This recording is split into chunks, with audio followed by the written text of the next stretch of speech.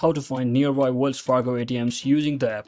Hello guys, welcome back to my YouTube channel. In this video, I'll be discussing about how to find a nearby Wells Fargo ATM using the app. So if you're also using Wells Fargo application, just open it and make sure you have successfully signed into your account.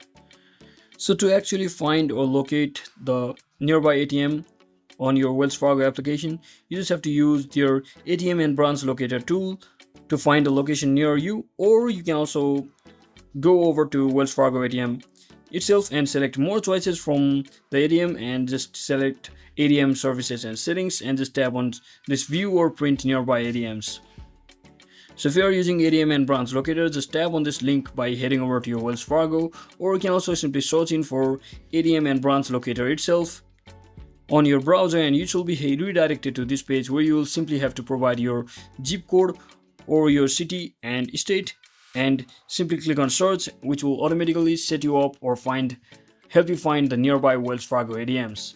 So that is it for today guys. Thanks for watching. Don't forget to like and subscribe. See you on the next one.